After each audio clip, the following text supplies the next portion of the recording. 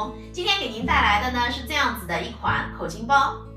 这款口巾包呢是盒子的造型，是不是非常的有意思？像这样子的大小啊，非常的实用。我们呢可以放化妆品，找起来呢也很容易，也可以给孩子用来收纳文具，它的容量很大。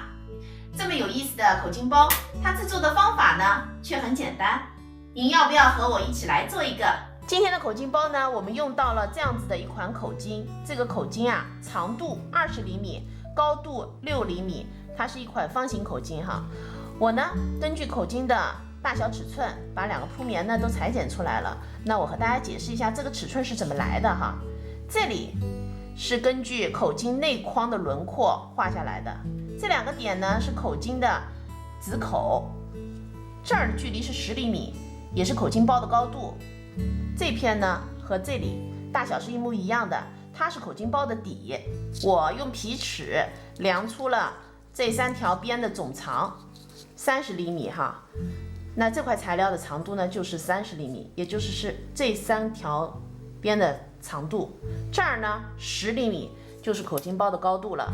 接下来我们把2片铺棉烫在面子材料上。现在呢，我把铺棉烫在了面子上，我们需要放1厘米的缝缝哈，里子、面子各1份。接下来呢，我们就开始制作。首先呢，我们拿出面子的材料，这个地方呢是包底哈，我们中心点和中心点对齐，正面和正面相对哈，然后这儿车条线，这条线车好了。现在呢，2片材料就这样连接在一起了。接下来啊，我们在这个位置剪一刀，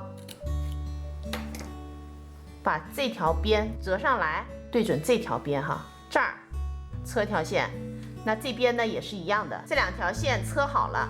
那现在我们在这儿剪一刀，然后把这条边折上来，这儿车条线。那这边呢也是一样的哈，这2条边车好以后呢，面子的2份材料就组合在一起了。和大家说一下哈，我车的时候啊，都是沿着铺棉的这个边车的。现在我用同样的方法把里子也做好了。里子现在呢翻到了正面，我们把里子搁进面子里，正面和正面相对，搁平整以后，我们整个这样车一圈，然后记得要留反口。1圈车好了，我呢从反口把口巾包呢翻到了正面。现在呢，我们把口巾给装上，口巾呢缝好了，那整个口巾包啊就制作完成了。这期视频内容就是这些了。如果您喜欢我的视频内容，请您点击加关注，咱们下期再见。